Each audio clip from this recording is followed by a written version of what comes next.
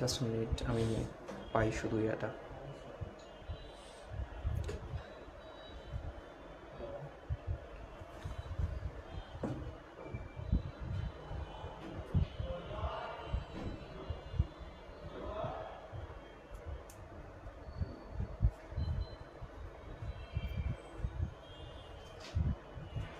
Mention করে দাও নাকি মেনশন করে দিব আমি?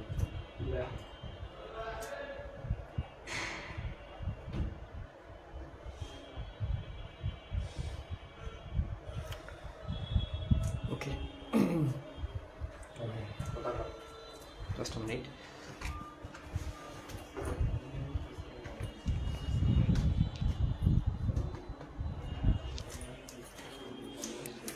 একটু রাখবো।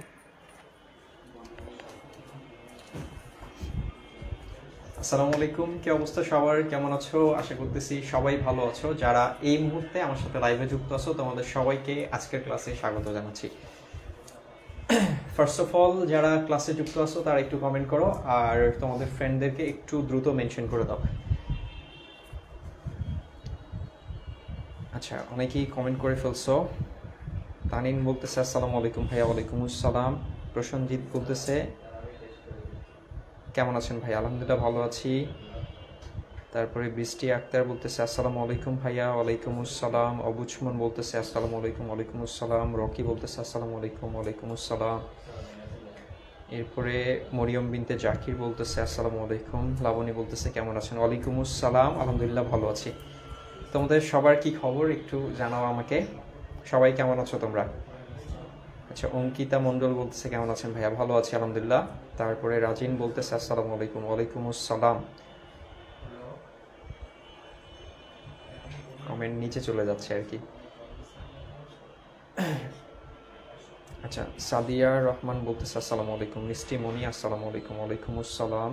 আব্দুল কবির বলতেছে আমার সমাজ বিজ্ঞান নাই ভাইয়া। ওকে, না থাকলে তো কিছু করার নেই। আচ্ছা, তোমরা সবাই একটু তোমাদের ফ্রেন্ডদেরকে মেনশন করে দাও হ্যাঁ ক্লাসের মধ্যে। সাদিয়া রহমান বলছে আমি আজকে নিউ, তোমাকে স্বাগতম। তোমরা যারা হচ্ছে নতুন ক্লাস করতেছো তোমাদের সবাইকে আমার ক্লাসে স্বাগতম আর কি। অবশ্য সমাজবিজ্ঞানের ক্ষেত্রে অনেকেই তোমরা নতুন ক্লাস করতেছো, ম্যাক্সিমামই, দু একজন হয়তো বা পুরাতন ক্লাস করছো আর কি আগে আমার। আচ্ছা, যাদের এই ক্লাস আছে তারা ক্লাস করো, যাদের নেই তাদের তো এই ক্লাস করার দরকার নেই আর কি, ঠিক আছে? আচ্ছা, সুমনা বলতেছে কেমন আছেন? ভালো আছি আলহামদুলিল্লাহ। নওশিন বলতেছে কেমন আছেন? ভালো আছি আলহামদুলিল্লাহ। ছেলেদের কমেন্ট পাচ্ছি না কেন? ছেলেরা কই?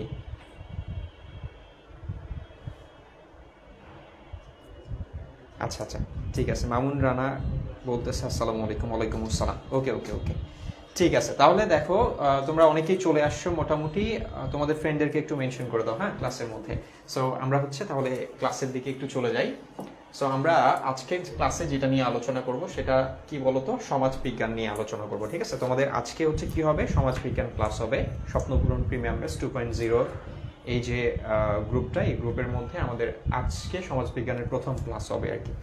তো তোমাদের জন্য সমাজবিজ্ঞান দ্বিতীয় পত্রের, আমরা জানি যে আমরা সমাজবিজ্ঞান দ্বিতীয় পত্র আমাদের এই স্বপ্নপূরণ প্রিমিয়াম ব্যাচ 2.0 যে গ্রুপের যে ফ্রি ক্লাসগুলো, এখানে আমরা দ্বিতীয় পত্রটা নিয়ে আলোচনা করবো। সো দ্বিতীয় পত্রের তোমাদের সবচেয়ে কঠিন একটা টপিক, যেটা তোমরা অনেকেই বুঝো না, এই এমন একটা চ্যাপ্টার নিয়ে আমরা হচ্ছে আজকে আলোচনা করবো হ্যাঁ। তৃতীয় এবং চতুর্থ চ্যাপ্টারটা তোমাদের অনেকেরই সমস্যা থাকে। সো আমি এই চ্যাপ্টারটা দিয়েই শুরু করতেছি আর কি, আমাদের মানে স্টার্টিং ক্লাসটা আর কি। আচ্ছা, ওকে। সো দেখো তাহলে আমরা শুরু করি হ্যাঁ। তো আমাদের চ্যাপ্টারটার নাম কি বলতো ভাইয়া? আমাদের চ্যাপ্টারের নাম হচ্ছে যে প্রত্নতত্ত্বের ভিত্তিতে বাংলাদেশের সমাজ এবং সভ্যতা। কি বলতো? প্রত্নতত্ত্বের ভিত্তিতে হচ্ছে বাংলাদেশের সমাজ এবং সভ্যতা। Just a minute. আপন একটু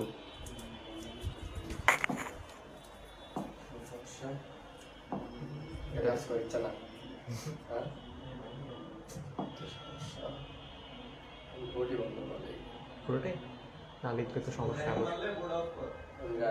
আচ্ছা, ইয়া করো, আমি তাদের কথা বলি একটি আপাতত ওদের সাথে। অফ করে দাও, তাই অন করতে হবে কি না?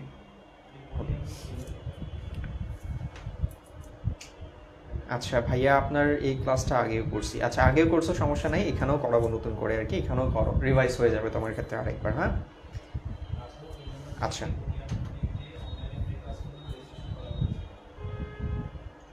ওকে ওকে ওকে, জাস্ট আ মিনিট।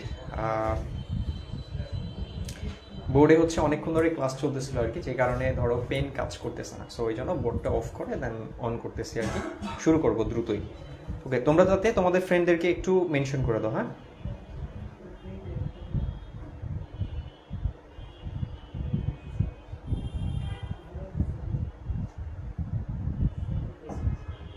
আচ্ছা, লাবণী বলতেছে এই চ্যাপ্টারটা হার্ড লাগে ভাইয়া। সমস্যা নেই, তুমি ক্লাসটা করো, ইনশাল্লাহ তোমার কাছে সহজ হয়ে যাবে চ্যাপ্টারটা, ঠিক আছে?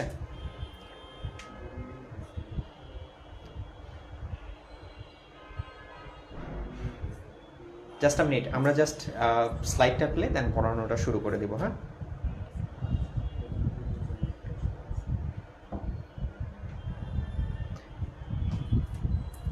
না, কোথায় যান? স্বপ্নপুরাণী। ওকে আচ্ছা, তার আগে আমি একটু আমার পরিচয়টা দিয়ে দিই, তোমরা অনেকে আমাকে চেনো না আর কি, ঠিক আছে? আমি তোমাদের সাব্বির ভাইয়া, তোমাদের সমাজবিজ্ঞান এবং কৃষি শিক্ষা এই দুইটা সাবজেক্টের ইনস্ট্রাক্টর আর কি। তো আমি তোমাদেরকে সমাজবিজ্ঞান এবং হচ্ছে কি কৃষি শিক্ষা এই দুইটা সাবজেক্ট পড়াবো ইনশাআল্লাহ, ঠিক আছে? আচ্ছা, তো দেখো আমাদের বোর্ড ওপেন হয়ে গেছে, সো আমরা ক্লাসের দিকে চলে যাই। ওকে, সো দেখো আমাদের সমাজবিজ্ঞান হচ্ছে কি যে তৃতীয় অধ্যায়, সমাজবিজ্ঞান দ্বিতীয় পত্রের তৃতীয় অধ্যায় নিয়ে আলোচনা করবো, যেটা নাম হচ্ছে প্রত্নতত্ত্বের ভিত্তিতে বাংলাদেশের সমাজ এবং সভ্যতা। টপিকের নাম কি? প্রত্নতত্ত্বের ভিত্তিতে বাংলাদেশের সমাজ এবং সভ্যতা। তাহলে সবার আগে কি করতে হবে ভাইয়া? আমাদেরকে যে জানতে হবে, কি জানতে হবে বলতো? এই যে চ্যাপ্টারের যে হেডিংটা, এটা আগে আমাদেরকে জানতে হবে। অর্থাৎ সবার আগে আমাদেরকে জানতে হবে প্রত্নতত্ত্ব জিনিসটা আসলে কি, ঠিক আছে? প্রত্নতত্ত্ব জিনিসটা আসলে কি। তো দেখো সবার আগে আমাদেরকে কি জানতে হবে ভাইয়া? প্রত্নতত্ত্ব জিনিসটা আসলে কি, ঠিক আছে? তাহলে আমরা একটু জানার চেষ্টা করি। দেখো প্রথমেই আমি যে কথাটা বলবো মনে রাখবা, প্রত্নতত্ত্ব হচ্ছে, আমরা যদিও প্রত্নতত্ত্বকে কোথায় পড়তেছি? সমাজবিজ্ঞানে, কিন্তু প্রত্নতত্ত্ব কিন্তু সমাজবিজ্ঞানের অংশ না, এটা নৃবিজ্ঞানের একটা শাখা। কিসের ভাইয়া বলতো? যে এটা হচ্ছে নৃবিজ্ঞানের একটা শাখা। তাহলে প্রশ্ন আসবে, প্রত্নতত্ত্ব কোন বিজ্ঞানের শাখা? নৃবিজ্ঞানের। আমরা কোথায় পড়তেছি প্রত্নতত্ত্বকে? সমাজবিজ্ঞানে পড়তেছি, তাই না? তাহলে অনেকে কি করবে, যখন প্রশ্ন আসবে প্রত্নতত্ত্ব কোন বিজ্ঞানের শাখা, তখন সবাই কি করবে? ভাববে যে সমাজবিজ্ঞানে পড়ছি, তার মানে সমাজবিজ্ঞানের শাখা হবে। তাহলে উত্তর কি দাগা দিয়ে আসবে? সমাজবিজ্ঞান দাগা দিয়ে আসবে। তাহলে সমাজবিজ্ঞান কিন্তু, সমাজবিজ্ঞানের শাখা কিন্তু প্রত্নতত্ত্ব না। মনে রাখবা প্রত্নতত্ত্ব হচ্ছে নৃবিজ্ঞানের একটা শাখা, নৃবিজ্ঞান। সো নৃ শব্দের অর্থ হচ্ছে মানুষ, নৃ শব্দের অর্থ কি? মানুষ। অর্থাৎ যে বিজ্ঞানটা মানুষকে নিয়ে আলোচনা করে সেটাকে বলা হচ্ছে নৃবিজ্ঞান। নৃবিজ্ঞান একটা আলাদা সাবজেক্ট, সমাজবিজ্ঞান একটা আলাদা সাবজেক্ট, ঠিক আছে? তাহলে মনে রাখবা প্রত্নতত্ত্বের বিষয়টা যদিও আমরা সমাজবিজ্ঞানে পড়তেছি, তারপরেও কিন্তু এটা সমাজবিজ্ঞানের বিষয় না, এটা হচ্ছে নৃবিজ্ঞানের একটা বিষয়, ঠিক আছে? তাহলে যদি এমসিকিউতে প্রশ্ন আসে যে প্রত্নতত্ত্ব কোন বিজ্ঞানের শাখা, সেটা হচ্ছে নৃবিজ্ঞানের শাখা হবে। কি হবে? নৃবিজ্ঞানের শাখা হবে, ঠিক আছে? আচ্ছা, এরপরে দেখো ভাইয়া, সো দেখো প্রত্নতত্ত্ব, দেখো তো প্রত্ন শব্দটার অর্থ কি ভাইয়া? প্রত্ন শব্দের অর্থ হচ্ছে পুরনো। কি বলতো? পুরনো, ঠিক আছে? তাহলে প্রত্ন শব্দের অর্থ হচ্ছে পুরনো বা প্রাচীন। কি বলতো ভাইয়া? প্রত্ন শব্দের অর্থ হচ্ছে পুরনো বা প্রাচীন। আর এই যে তত্ত্ব শব্দটা আছে, এই তত্ত্ব শব্দের অর্থ হচ্ছে অনুসন্ধান করা। কি করা বলতো? অনুসন্ধান করা। তার মানে প্রত্নতত্ত্ব শব্দটার অর্থ দাঁড়াচ্ছে যে পুরনো কোনো কিছুকে অনুসন্ধান করা বা পুরনো কোনো কিছুকে অনুসন্ধান করে বের করা, ঠিক আছে? সেটাই হচ্ছে কি আমাদের প্রত্নতত্ত্ব। অর্থাৎ আমরা যদি প্রত্নতত্ত্ব কথাটাকে যদি, শব্দটাকে যদি আমরা বিশ্লেষণ করি, তাহলে আমরা দেখতে পাই প্রত্ন শব্দের অর্থ হচ্ছে পুরনো বা প্রাচীন, আর তত্ত্ব শব্দের অর্থ কি ভাইয়া? তত্ত্ব শব্দের অর্থ হচ্ছে অধ্যয়ন বা হচ্ছে অনুসন্ধান। তার মানে কি? প্রত্নতত্ত্ব শব্দটাকে বিশ্লেষণ করলে আমরা দেখতে পাচ্ছি প্রত্নতত্ত্ব কি নিয়ে আলোচনা করে? যে পুরনো কোনো কিছুকে নিয়ে আলোচনা করে। অর্থাৎ পুরনো কোনো কিছুকে কি করে? অনুসন্ধান করে বের করার চেষ্টা করে আর কি, ঠিক আছে? সেটাকে আমরা বলতেছি প্রত্নতত্ত্ব। আমরা যদি সহজ কথায় বলি, তাহলে প্রত্নতত্ত্ব হচ্ছে যে বিলুপ্ত সংস্কৃতির অধ্যয়ন। কি বলতো ভাইয়া? বিলুপ্ত সংস্কৃতির অধ্যয়ন বা বিলুপ্ত জিনিসপত্রের অধ্যয়ন। অর্থাৎ বিলুপ্ত জিনিসপত্র বলতে কি বোঝাচ্ছে? যে যেটার অস্তিত্ব আগে ছিল কিন্তু এখন আর নেই, এমন কোনো কিছুকে নিয়ে কি করে?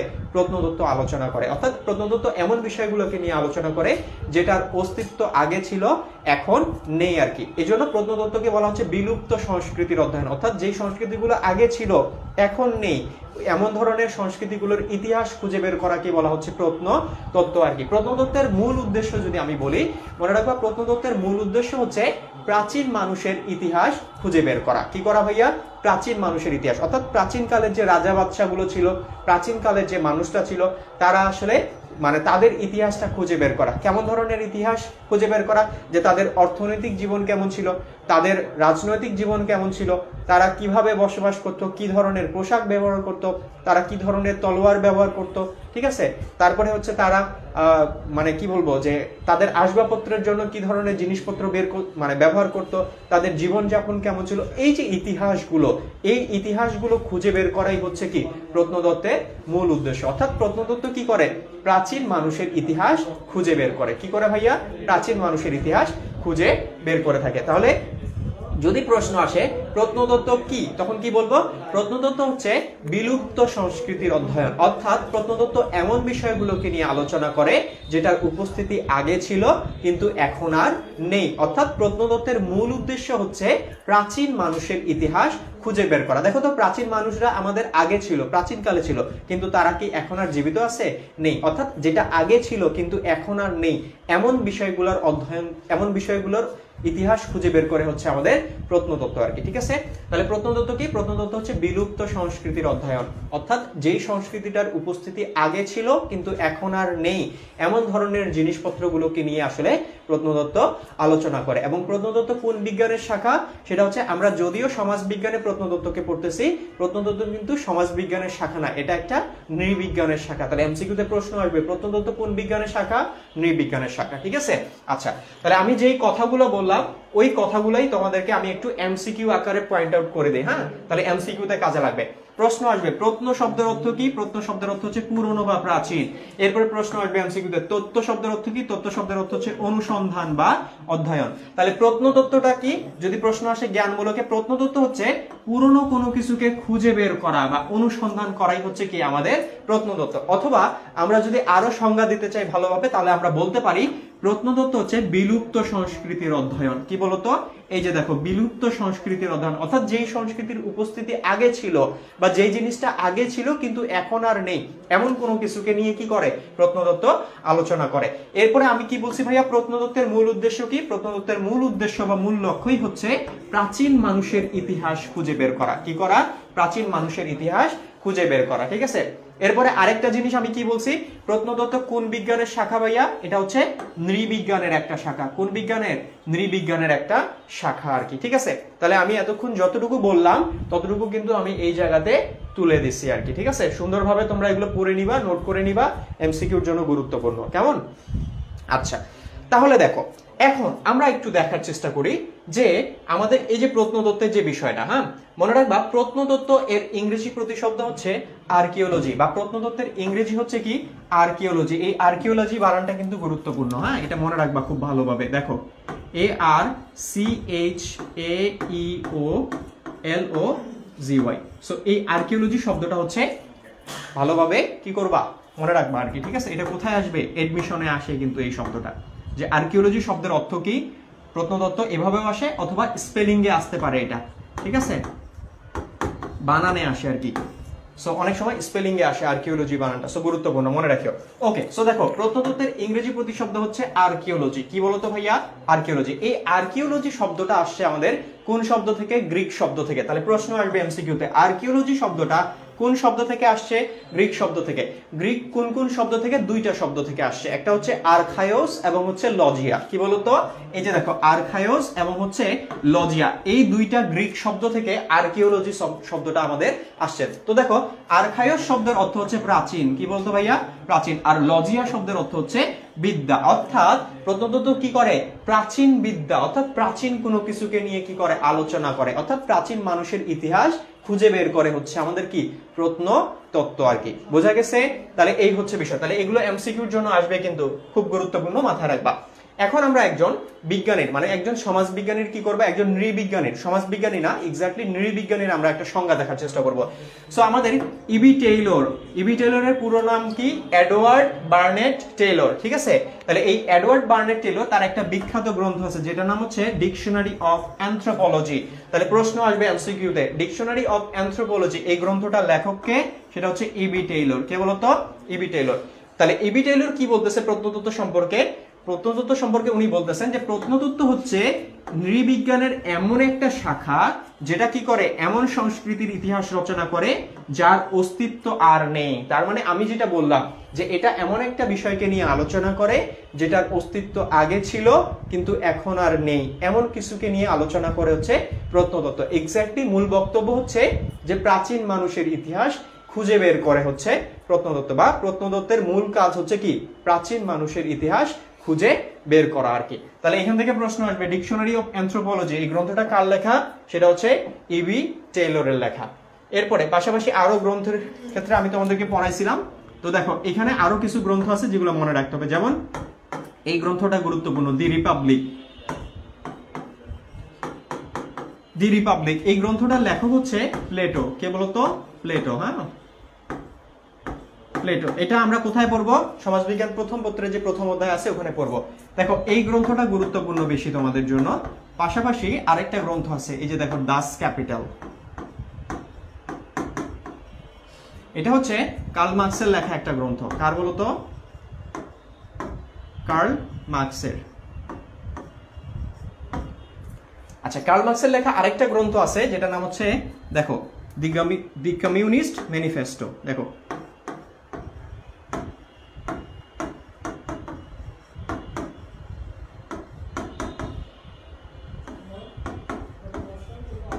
ম্যানিফেস্টো। এখন কথা হচ্ছে ভাইয়া এই গ্রন্থগুলোর নাম কেন লিখে দিলাম? লিখে দেওয়ার পিছনে অন্যতম কারণ হচ্ছে এই গ্রন্থগুলো খুব বেশি গুরুত্বপূর্ণ তোমাদের জন্য। ঠিক আছে, দেখো একাডেমিক পরীক্ষায় তো আসবে, পাশাপাশি বিশ্ববিদ্যালয় ভর্তি পরীক্ষায় এই গ্রন্থগুলো থেকে প্রশ্ন আসবে। দি কমিউনিস্ট ম্যানিফেস্টো এই গ্রন্থটা কার লেখা বা এটা কার লেখা? এটা হচ্ছে কার্ল মার্কসের লেখা। কার লেখা? কার্ল মার্কসের। এরপরে প্রশ্ন আসবে দাস ক্যাপিটাল এই গ্রন্থটা কার লেখা? এটা হচ্ছে কার্ল মার্কসের লেখা। কার লেখা ভাইয়া? কার্ল মার্কসের। এরপরে প্রশ্ন আসবে দি রিপাবলিক এই গ্রন্থটা কার লেখা? এটা হচ্ছে কার্ল মার্কসের লেখা। দেখো 46তম যে বিসিএস আছে না, এই বিসিএস এর প্রিলিমিনারিতে এই প্রশ্নটা আসছিল, রিপাবলিক গ্রন্থটার লেখক কে? তাহলে এটার লেখক কে? প্লেটো। কে বলতো? প্লেটো। তাহলে এই গ্রন্থগুলো খুব বেশি করে মনে রাখবা। পাশাপাশি আমি সমাজবিজ্ঞান প্রথম পত্র পড়ানোর সময় কিছু গ্রন্থ বলে দিব, সমাজবিজ্ঞান দ্বিতীয় পত্রে যখন প্রথম অধ্যায়টা পড়াবো ওইখানে কিছু গ্রন্থ বলে দিব। এই গ্রন্থগুলো খুব ভালোভাবে পড়বা। এগুলো পড়লে তোমাদের কি হবে যে একাডেমিকে তো আসবেই, পাশাপাশি ভার্সিটি অ্যাডমিশনে সমাজবিজ্ঞান থেকে যে প্রশ্নগুলো আসে ওইখানেও তোমরা কমন পাবা এই গ্রন্থগুলো থেকে আর কি। বুঝতে পারছো? আচ্ছা, তাহলে দেখো, তাহলে আমরা কি দেখলাম ভাইয়া প্রত্নতত্ত্ব সম্পর্কে। তাহলে প্রত্নতত্ত্ব কি? প্রত্নতত্ত্ব হচ্ছে পুরনো কোনো কিছুকে নিয়ে কি করে? আলোচনা করে, অর্থাৎ প্রাচীন মানুষের ইতিহাসটা খুঁজে বের করে। বোঝা গেছে? তাহলে এতটুকু বুঝতে পারলা কিনা একটু আমাকে কমেন্ট করো, জানাও তো।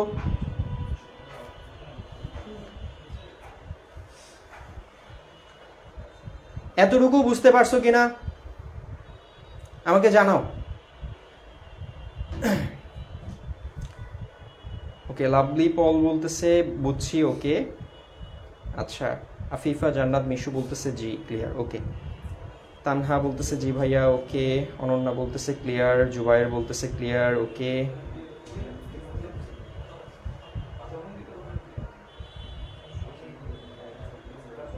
সানস্লিকের মতো ক্লিয়ার ভাইয়া, বাহ ভেরি গুড। তুমি কি আমার আগে ক্লাস করছিলা নাকি?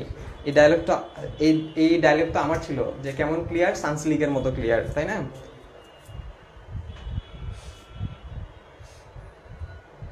আচ্ছা, আলহামদুলিল্লাহ ক্লিয়ার। ওকে ওকে ওকে, কি হলো?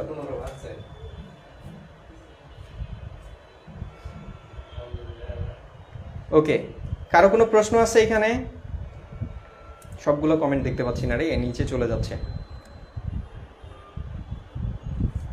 ওকে, ঠিক আছে, তাহলে সবাই ক্লিয়ার লিখতেছো? আচ্ছা, আলহামদুলিল্লাহ ক্লিয়ার। তাহলে আই হোপ সবাই বুঝতে পারছো। ঠিক আছে, আচ্ছা এরপরে তাহলে আসি কোথায় যাব? পরে হচ্ছে আমরা দেখব যে প্রত্নতত্ত্বের উৎসগুলো সম্পর্কে। এখন কথা হচ্ছে ভাইয়া প্রত্নতত্ত্বের উৎস তো পড়বো, তার আগে আমাদেরকে জানতে হবে এই উৎসটা আসলে কি বোঝাচ্ছে, এই উৎসটা দ্বারা কি বোঝাচ্ছে। তাহলে দেখো ভাইয়া, এখানে প্রত্নতত্ত্বের উৎস বলতে কোন জিনিসগুলোকে বোঝায় জানো? প্রত্নতত্ত্বের উৎস বলতে আমাদের, আচ্ছা তাহলে দেখো প্রত্নতত্ত্বের উৎস বলতে কোনগুলোকে বোঝায়? আমরা জানি প্রত্নতত্ত্ব কি করে, প্রাচীন মানুষের ইতিহাস খুঁজে বের করে। কি করে বলতো? প্রাচীন মানুষের ইতিহাস খুঁজে বের করে। তাহলে এখন কথা হচ্ছে ভাইয়া, আমি যে প্রাচীন মানুষের যে ইতিহাসটা খুঁজে বের করব, তো এটা কিসের উপর ভিত্তি করে বের করব, তাই না? ওইটার জন্য তো আমার কিছু ইনস্ট্রুমেন্ট লাগবে, কিছু উপকরণ লাগবে। তো যেই উপকরণগুলোর উপর ভিত্তি করে প্রত্নতত্ত্বের বা প্রাচীন মানুষের ইতিহাস খুঁজে বের করা হয়, ওগুলোকেই বলা হচ্ছে প্রত্নতত্ত্বের উৎস। তার মানে যেগুলোর উপর ভিত্তি করে, যেই উপকরণগুলোর সাহায্যে বা যেই উপকরণগুলোর উপর ভিত্তি করে প্রাচীন মানুষের ইতিহাস খুঁজে বের করা হয়, তাকেই বলা হচ্ছে কি, প্রত্নতত্ত্বের উৎস আর কি। ঠিক আছে, তাহলে প্রত্নতত্ত্বের উৎস হিসেবে কি কাজ করে ভাইয়া? যেমন প্রাচীন সাহিত্য আছে। কি আছে বলতো? প্রাচীন সাহিত্য আছে। তো আমরা জানি প্রাচীন সাহিত্যের ক্ষেত্রে আমরা কি জানি, যে হোমারের হচ্ছে দুইটা মহাকাব্য ছিল, তাই না? একটা নাম হচ্ছে ইলিয়াড, আর একটা নাম হচ্ছে কি, ওডিসি। একটা নাম হচ্ছে ইলিয়াড, আর একটা হচ্ছে ওডিসি। তো এই হোমার, কবি হোমার কি করছিলেন, তার হচ্ছে দুইটা, লেখক হোমারের হচ্ছে দুইটা মহাকাব্য ছিল আর কি। একটা নাম হচ্ছে ওডিসি, আর একটা নাম হচ্ছে ইলিয়াড। তো এই হোমার কি করছিল, যে তার একটা গ্রন্থ লিখছিল যেটা নাম হচ্ছে ইলিয়াড, যে মহাকাব্যটার নাম হচ্ছে কি, ইলিয়াড। এই ইলিয়াড মহাকাব্যের মধ্যে আর আসলে তিনি কি করছেন, যে ট্রয় নগরীর ধ্বংসের যে ঘটনা, এই ঘটনাটা তিনি বর্ণনা করছেন আর কি। কি করছেন বলতো? ট্রয় নগরী ধ্বংসের ঘটনাটা তিনি আসলে বর্ণনা করছেন। তো আমরা ট্রয় নগরী সম্পর্কে জানতে পারি কিভাবে বলতো?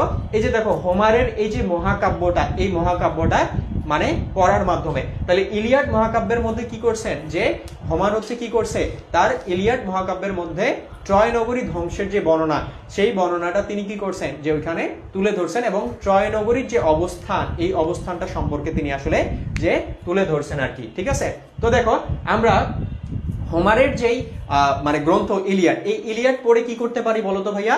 আমরা হচ্ছে ট্রয় নগরীর ধ্বংসের যে ইতিহাস, এটা সম্পর্কে জানতে পারি, এবং ট্রয় নগরীর যে অবস্থান, এই অবস্থান সম্পর্কে আসলে আমরা জানতে পারি। সো আমরা ট্রয় নগরীর কথা সবাই শুনছি, তাই না? যে কিভাবে হচ্ছে ট্রয় নগরী ধ্বংস হইলো, তারপরে কি কি ঘটনা ঘটলো, এই জিনিসগুলো আমরা সবাই জানি। সো এই যে ট্রয় নগরীর যে বিষয়টা, দেখো তো ট্রয় নগরীর বিষয়টা আগে ছিল, কিন্তু এখন কি আছে? এখন কিন্তু নাই। তাহলে যেটার অস্তিত্ব আগে ছিল কিন্তু বর্তমানে নেই, এমন কোনো কিছুকে নিয়ে আলোচনা করে প্রত্নতত্ত্ব।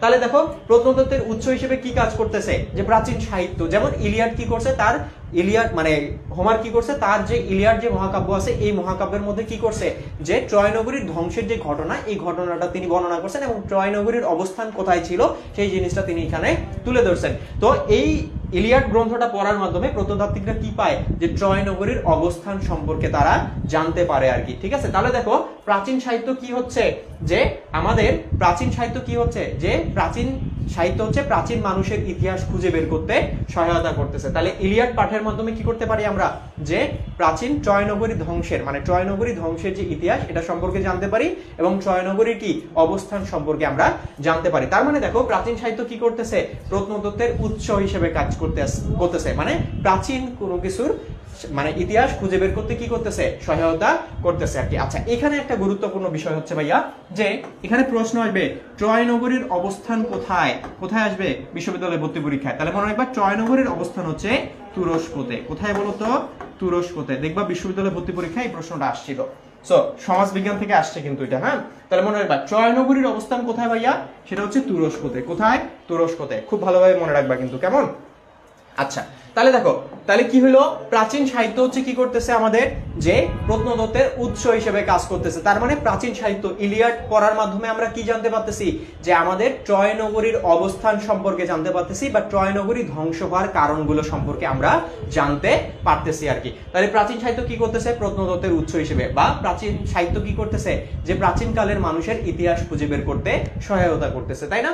আচ্ছা, এরপরে দেখো আমরা মহাস্থানগড় সম্পর্কে আমরা যদি দেখি, যে মৌখিক ইতিহাস বা হচ্ছে কি স্থানীয় জ্ঞানও কি করে, যে আমাদের প্রত্নতত্ত্ব বা প্রাচীন মানুষের ইতিহাস খুঁজে বের করতে সহায়তা করে। যেমন আমরা যদি মহাস্থানগড়ের যে ওইখানকার মহাস্থানগড়ের মানে আশেপাশের স্থানীয় যে লোকরা ছিল, তাদের যে স্থানীয় যে জ্ঞান, এই জ্ঞানের উপর ভিত্তি করে কি করে, যে প্রত্নতাত্ত্বিকরা কিন্তু মহাস্থানগড়ের সন্ধান পাইছে, তাই না? যে স্থানীয় মানুষের যে জ্ঞান বা স্থানীয় মানুষের যে ধারণা, এই ধারণার উপর ভিত্তি করে প্রত্নতাত্ত্বিকরা কি করে, যে আমাদের কিন্তু মহাস্থানগড়ের অবস্থান তারা হচ্ছে জানতে পারে আর কি। সো দেখো যে মৌখিক ইতিহাস বা স্থানীয় জ্ঞানও কিন্তু কি করতেছে, স্থানীয় মানুষের জ্ঞান বা হচ্ছে মৌখিক ইতিহাসও কি করতেছে বলতো, সেটা হচ্ছে যে প্রত্নতত্ত্বের ইতিহাস বা পুরনো কোনো কিছুকে খুঁজে বের করতে সহায়তা করতেছে। এর পাশাপাশি দেখো আরো বিভিন্ন ধরনের বিষয়, যেমন সরকারি উৎস। সরকারি উৎস বলতে বিভিন্ন ধরনের জাদুঘরগুলো আছে, ঠিক আছে। এই জাদুঘরগুলোর মধ্যে কি কি আছে, বিভিন্ন ধরনের যে যন্ত্রপাতিগুলো আছে, অর্থাৎ প্রাচীন মানুষের যে বিভিন্ন ধরনের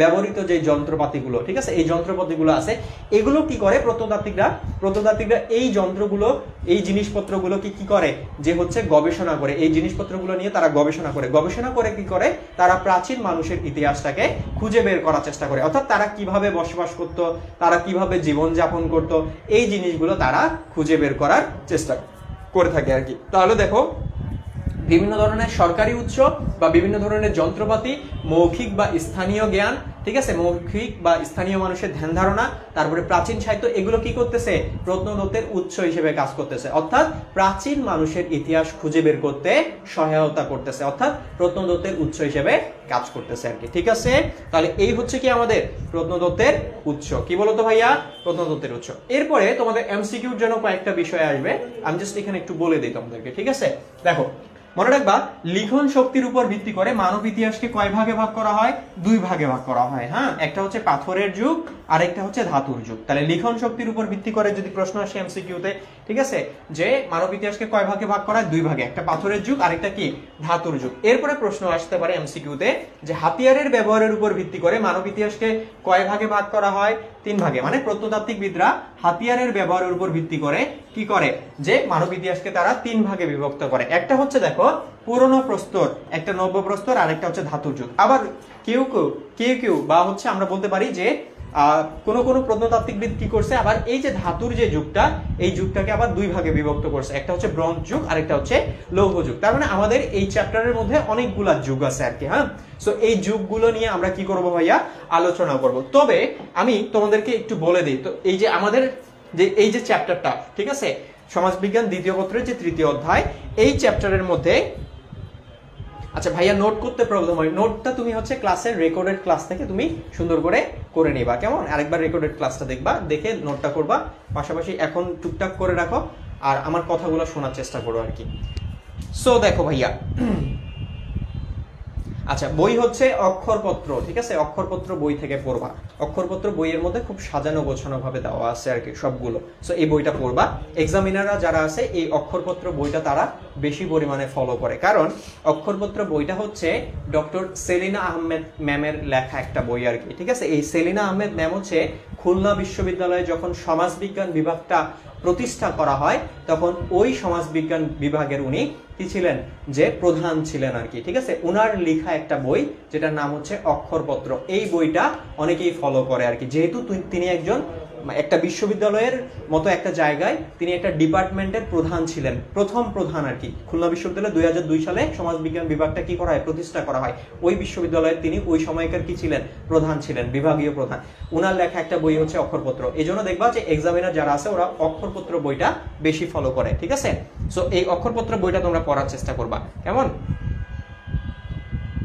আচ্ছা, সমস্যা নাই, যার যেই বই থাকুক আমার এখানে সুন্দর করে দেওয়া আছে, পড়ে নিবা। ঠিক আছে, ওই তোমার নিজের বই পড়বা, পাশাপাশি আমার বই পড়বো, আমার স্লাইড পড়বা, হয়ে যাবে। ওকে, সো দেখো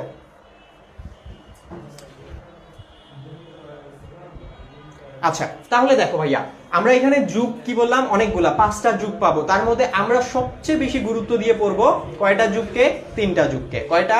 3টা। একটা হচ্ছে প্রাচীন প্রস্তর যুগ, নব্য প্রস্তর যুগ, আরেকটা হচ্ছে লৌহ যুগ। এই 3টা যুগ থেকে সিকিউতে প্রশ্ন আসবে, বোঝা গেছে? তাহলে 3টা যুগ সবচেয়ে বেশি গুরুত্বপূর্ণ, প্রাচীন প্রস্তর, নব্য প্রস্তর, লৌহ যুগ, এই 3টাতে বেশি গুরুত্বপূর্ণ। এই 3টা থেকে পড়বো, 5টার মধ্যে এই 3টা পড়বো, এই 3টা থেকেই সিকিউ আসবে। যুগ থেকে প্রশ্ন আসলে এই 3টা থেকে প্রশ্ন আসবে, এর বাইরে আসবে না সিকিউতে আর কি। ঠিক আছে, এবং এমসিকিউ সর্বোচ্চ পরিমাণে এখান থেকে আসবে।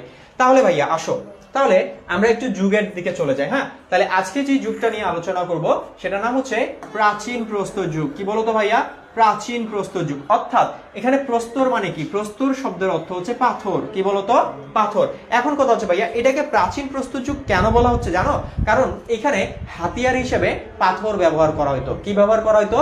হাতিয়ার হিসেবে পাথর ব্যবহার করা হতো, এই জন্য এটাকে বলা হয় প্রাচীন প্রস্তর যুগ। ঠিক আছে, প্রস্তর মানে হচ্ছে পাথর, তার মানে হাতিয়ার ব্যবহার করা হতো কিসের? পাথরের হাতিয়ার ব্যবহার করা হতো। বুঝা গেছে? তাহলে দেখো প্রাচীন প্রস্তর যুগের ইংরেজি শব্দ হচ্ছে কি? Paleolithic age. কি বলতো ভাইয়া? Paleolithic age. এই যে প্যালিওলিথিক এজ, এই শব্দটা আসছে গ্রিক শব্দ থেকে বা গ্রিক ভাষা থেকে। গ্রিক ভাষা হচ্ছে কি দেখো, প্যালিও আর লিথোস, এই দুইটা শব্দ থেকে। প্যালিও শব্দের অর্থ হচ্ছে প্রাচীন আর লিথোস শব্দের অর্থ হচ্ছে পাথর। তাহলে প্রশ্ন আসবে প্রাচীন প্রস্তর যুগের ইংরেজি প্রতিশব্দ কি? Paleolithic age. এটা কোন শব্দ থেকে আসছে? গ্রিক শব্দ থেকে। গ্রিক শব্দ প্যালিও আর লিথোস থেকে। প্যালিও শব্দের অর্থ হচ্ছে পাথর আর লিথোস শব্দের অর্থ হচ্ছে প্যালিও শব্দের অর্থ হচ্ছে প্রাচীন আর লিথোস শব্দের অর্থ হচ্ছে পাথর। ঠিক আছে, আচ্ছা তো দেখো প্রত্নতাত্ত্বিকবিদরা যেই যুগটাকে প্রাচীন প্রস্তর যুগ বলতেছে, ভূতাত্ত্বিকরা ঠিক ওই যুগটাকেই প্লাইস্টোসিন যুগ বলতেছে। কি বলতেছে বলতো? প্লাইস্টোসিন যুগ। তাহলে দেখো প্রাচীন প্রস্তর যুগ আর প্লাইস্টোসিন যুগ কিন্তু একটাই, কিন্তু দেখো প্রত্নতাত্ত্বিকরা যেই যুগটাকে প্রাচীন প্রস্তর যুগ নাম দিচ্ছে, ভূতাত্ত্বিকরা বা ভূবিজ্ঞানীরা ওই যুগটাকেই তারা আবার প্লাইস্টোসিন যুগ বলতেছে আর কি। অর্থাৎ যে আমরা বলতে পারি প্রাচীন প্রস্তর যুগকে ভূবিজ্ঞানীরা কোন যুগ বলে আখ্যায়িত করেছেন? প্লাইস্টোসিন যুগ বলে আখ্যায়িত করেছেন। দুইটা কিন্তু একই সময়কালের বিষয় আর কি, জাস্ট প্রত্নতাত্ত্বিকরা এই নামটা দিছে আর ভূবিজ্ঞানীরা এই নামটা দিছে আর কি, নামটা জাস্ট আলাদা, বাট দুইটা যুগ কিন্তু একই। তাহলে মনে রাখবা এখানে এমসিকিউতে আসবে যে প্রত্নতাত্ত্বিকরা যে যুগটাকে প্রাচীন প্রস্তর যুগ বলছে, ভূবিজ্ঞানীরা ওই যুগটাকে কি বলছে ভাইয়া? প্লাইস্টোসিন যুগ বলছে। কি বলছে? প্লাইস্টোসিন যুগ। সো দেখো এই যে প্রাচীন প্রস্তর যুগটা, এই যুগের সময়কাল ছিল 2 লক্ষ বছর। তার মানে যতগুলো যুগ আছে তার মধ্যে সবচেয়ে দীর্ঘতম যুগ হচ্ছে এই প্রাচীন প্রস্তর যুগ। তাহলে প্রশ্ন আসবে এমসিকিউতে যে নিচের কোনটি সবচেয়ে দীর্ঘতম যুগ? তাহলে দীর্ঘতম যুগ কোনটা? সেটা হচ্ছে প্রাচীন প্রস্তর যুগটা হচ্ছে কি যে সবচেয়ে দীর্ঘতম হচ্ছে যুগ ছিল। কেন? কারণ দেখো এই যুগের মেয়াদকাল ছিল প্রায় 2 লক্ষ বছরের মতো আর কি। এরপরে দেখো ভাইয়া আমাদের এই যে প্রাচীন প্রস্তর যুগ, এই প্রাচীন প্রস্তর যুগকে আমাদের কি করা হয়? হাতিয়ারের ব্যবহারের উপর ভিত্তি করে। কিসের উপর ভিত্তি করে? হাতিয়ারের ব্যবহারের উপর ভিত্তি করে। এখন হাতিয়ার কি ভাইয়া? অনেকে আবার বলবা এরকম ধরনের, ঠিক আছে? ওই যে তোমার হচ্ছে কি হাতিয়ার বলতে ওই যে দা, কুঠার, তারপর হচ্ছে কি বলতে পারি ওই যে তীরের ক্ষেত্রে যে ধনুকগুলো আছে, এই যে হাতিয়ারগুলো, এগুলোর উপর ব্যবহারের উপর ভিত্তি করে কি করা হয় যে আমাদের এই যে প্রাচীন প্রস্তর যুগ এটাকে 3 ভাগে ভাগ করা হয়। কয় ভাগে ভাইয়া? 3 ভাগে। প্রশ্ন আসবে হাতিয়ারের ব্যবহারের উপর ভিত্তি করে প্রাচীন প্রস্তর যুগকে কয় ভাগে ভাগ করা হয়? 3 ভাগে ভাগ করা হয়। কয় ভাগে বলো তো? 3 ভাগে ভাগ করা। একটা হচ্ছে নিম্ন প্রাচীন প্রস্তর যুগ, একটা মধ্য প্রাচীন প্রস্তর যুগ, আর একটা উচ্চ প্রাচীন প্রস্তর যুগ। ঠিক আছে, আচ্ছা তাহলে নিম্ন প্রাচীন প্রস্তর যুগটার দরকার নাই, আমি মধ্য প্রাচীন প্রস্তর যুগ থেকে কি কি এমসিকিউ আসবে, আরেকটা হচ্ছে উচ্চ প্রাচীন প্রস্তর যুগ থেকে কি কি প্রশ্ন আসবে এটা একটু বলে দে। তাহলে এখানে এমসিকিউতে আসবে যে মধ্য প্রাচীন প্রস্তর যুগের সংস্কৃতিকে কি বলা হয়? মুন্তেরীয় বলা হয়। এমসিকিউতে প্রশ্ন আসবে মধ্য প্রাচীন প্রস্তর যুগের সংস্কৃতি কি নামে পরিচিত? মুন্তেরীয় নামে পরিচিত। দেখো মধ্য প্রাচীন প্রস্তর যুগের প্রধান অধিবাসী কারা ছিল? প্রশ্ন আসবে যে মধ্য প্রাচীন প্রস্তর যুগের প্রধান অধিবাসী ছিল হচ্ছে নিয়ান্ডারথাল মানুষ। কারা বলতো? নিয়ান্ডারথাল মানুষ হচ্ছে কি যে এই মধ্য প্রাচীন প্রস্তর যুগের প্রধান অধিবাসী ছিল। এরপরে এই মধ্য প্রাচীন প্রস্তর যুগের যারা ছিল তারা এই মানুষরা হচ্ছে যে মৃৎশিল্প এবং চিত্রশিল্পের পটু হয়ে ওঠে আর কি। ঠিক আছে, তাহলে দেখো যদি উদ্দীপকের মধ্যে কি থাকে ভাইয়া? যে ছবি অঙ্কন করার কথা যদি উল্লেখ থাকে, যে ছবি অঙ্কন করার কথা যদি উল্লেখ থাকে তাহলে বুঝবা ওইটা প্রাচীন প্রস্তর যুগকে নির্দেশ করতেছে। কারণ প্রাচীন প্রস্তর যুগের যে মানুষরা ছিল তারা কি করত? তারা যেখানে বসবাস করত, যে গুহাগুলোর মধ্যে বসবাস করত আর কি, ঠিক আছে, এই জায়গাগুলোতে তারা কি করত? এখানকার যে ওয়ালগুলো ছিল বা দেওয়ালগুলো ছিল, এই দেওয়ালের মধ্যে তারা চিত্র অঙ্কন করত। কিসের চিত্র ভাইয়া? তারা যে বিভিন্ন ধরনের শিকার করতো না, পশু পাখি যে শিকার করতো তীর ধনুক দিয়ে, ওই চিত্রগুলো তারা কি করত? যে অঙ্কন করত। কোথায়? যে ওয়ালগুলোতে। ঠিক আছে, তাহলে ওয়ালগুলোর মধ্যে চিত্র অঙ্কন করতো। তাহলে যদি উদ্দীপকে দেখো চিত্র অঙ্কন করার কথা বলছে তাহলে বুঝবা ওইটা প্রাচীন প্রস্তর যুগ হবে। কি হবে? প্রাচীন প্রস্তর যুগ হবে আর কি। ঠিক আছে, তাহলে এখান থেকে এইগুলো মনে রাখবা। এরপর দেখো উচ্চ প্রাচীন প্রস্তর যুগের প্রধান অধিবাসী কারা ছিল? ক্রো-ম্যাগনন মানুষ। কারা বলতো? ক্রো-ম্যাগনন মানুষ। তাহলে এখানে একটা জিনিস এমসিকিউর জন্য মনে রাখবা, সর্বপ্রথম যে পাথরের সাথে পাথর ঘষে আগুনের আবিষ্কার করে কারা? তাহলে মনে রাখবা সেটা হচ্ছে ক্রো-ম্যাগনন মানুষরা, ঠিক আছে? এরা হচ্ছে সর্বপ্রথম পাথরের সাথে পাথর ঘষে আগুনের আবিষ্কার করে, ঠিক আছে? তাহলে এরা সর্বপ্রথম কি করে ভাইয়া? আগুনের আবিষ্কার করে। তাহলে দেখো এখান থেকে প্রশ্ন আসবে, প্রাচীন প্রস্তর যুগের প্রধান অধিবাসী কারা ছিল? তাহলে মনে রাখবা প্রাচীন প্রস্তর যুগের অধিবাসী ছিল দুই প্রজাতির মানুষ আর কি, ঠিক আছে? তাহলে দেখো একটা হচ্ছে নিয়ান্ডারথাল মানুষ, যারা মধ্য প্রাচীন প্রস্তর যুগের অধিবাসী ছিল, আর আরেকটা হচ্ছে ক্রো-ম্যাগনন মানুষ, যারা হচ্ছে উচ্চ প্রাচীন প্রস্তর যুগের অধিবাসী ছিল। তাহলে এগুলো কিন্তু এমসিকিউতে আসবে। কি আসবে? এগুলো আসবে, ঠিক আছে?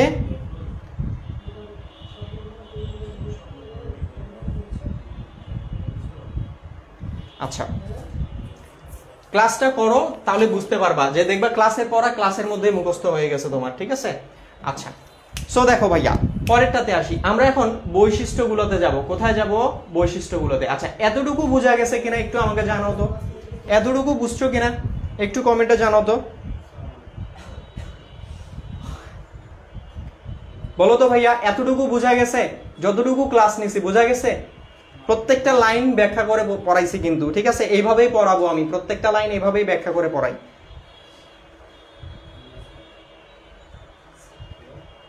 নিয়ান্ডারথাল মানুষ হচ্ছে মধ্য প্রাচীন প্রস্তর যুগের অধিবাসী, আর ক্রো-ম্যাগনন মানুষ হচ্ছে উচ্চ প্রাচীন প্রস্তর যুগের অধিবাসী, ঠিক আছে? আচ্ছা, আলহামদুলিল্লাহ ক্লিয়ার। ওকে ওকে, কি রে ভাই? ফোনে তো চার্জ নেই, 17% চার্জ।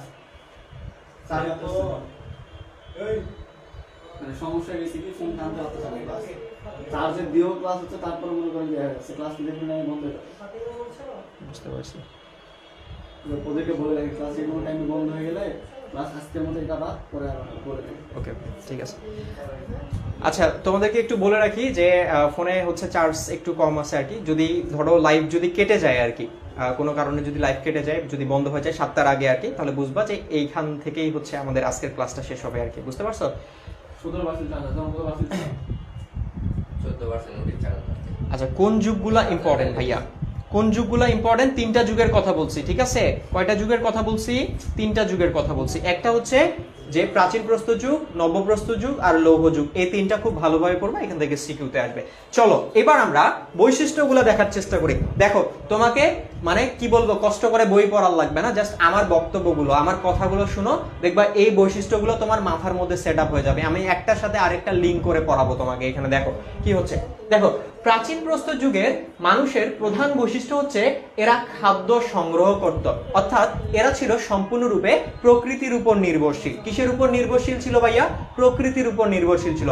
তার মানে তারা প্রকৃতি থেকে যা পাইতো তাই শুধু খাদ্য হিসেবে গ্রহণ করত, নিজেরা কোনো কিছু উৎপাদন করতে তারা পারতো না। তাহলে প্রকৃতি থেকে যা পাইতো তাই খাদ্য হিসেবে গ্রহণ করত, নিজেরা কোনো কিছু তারা উৎপাদন করতে পারতো না আর কি, ঠিক আছে? অর্থাৎ প্রকৃতির থেকে বিভিন্ন ধরনের খাদ্য, যেমন ফলমূল, তারা প্রকৃতির বিভিন্ন ধরনের যে গাছগুলো, অর্থাৎ নিজে নিজে যে গাছগুলো তৈরি হয়েছে ওই গাছগুলো থেকে তারা যে পরিমাণে ফলগুলো পাইতো ওগুলো তারা শুধু খাদ্য হিসেবে গ্রহণ করতো। তারা নিজেরা যে গাছ লাগাবে ওইখান থেকে যে ফল উৎপাদন করবে এমনটা তারা করতো না। অর্থাৎ প্রকৃতির মধ্যে যে গাছগুলো আছে ওই গাছগুলো থেকে তারা যে ফলটুকু পাইতো ওইটুকুই শুধু খাদ্য হিসেবে গ্রহণ করতো, নিজেরা কোনো কিছু উৎপাদন করতে পারতো না। প্রকৃতির যে বিভিন্ন ধরনের পশু পাখি আছে ওগুলোকে শিকার করে তারা কি করতো? খাদ্য হিসেবে গ্রহণ করতো আর কি, নিজেরা পশু পাখি পালন করার চেষ্টা করতো না। অর্থাৎ তারা সম্পূর্ণরূপে ছিল প্রকৃতির উপর নির্ভরশীল। কিসের উপর নির্ভরশীল ছিল? প্রকৃতির উপর নির্ভরশীল ছিল। তাহলে যেহেতু তারা প্রকৃতির উপর নির্ভরশীল ছিল সেহেতু তাদেরকে যাযাবরের মতো জীবন যাপন করতে হইতো। কেন ভাইয়া যাযাবরের মতো জীবন যাপন করতে হইতো? তাহলে দেখো এইখানে যাযাবরের মতো জীবন যাপন বলতে কি বোঝাচ্ছে? অস্থায়ীভাবে জীবন যাপন করা, অর্থাৎ অস্থায়ীভাবে বসবাস করা। আজকে এখানে কিছুদিন থাকতেছি, তারপরে ওইখানে গিয়ে কিছুদিন থাকতেছি, তারপরে ওইখানে যায় কিছুদিন থাকতেছি, মানে কোথাও স্থায়ীভাবে বসবাস করতো না। আজকে এখানে কিছুদিন থাকতেছে, কালকে ওইখানে, তারপরের দিন ওইখানে, অর্থাৎ মানে অস্থায়ীভাবে বিভিন্ন জায়গায় তারা বসবাস করে বেড়াইতো আর কি। তাহলে এইটাই হচ্ছে যাযাবরের মতো জীবন ছিল তাদের। যাযাবরের মতো কেমন ছিল ভাইয়া? আসো একটু বোঝার চেষ্টা করি। যেমন ধরো আমরা ধরে নিলাম কয়েকটা বিষয়। কি ধরলাম? যে রাজশাহী, ধরো সবগুলা মানুষ হচ্ছে রাজশাহীতে, প্রাচীন প্রস্তর যুগের যে মানুষরা তারা সবাই হচ্ছে কি রাজশাহীতে বসবাস করে। কোথায় বসবাস করে? রাজশাহীতে বসবাস করে, আমরা ধরে নিলাম আর কি, ঠিক আছে।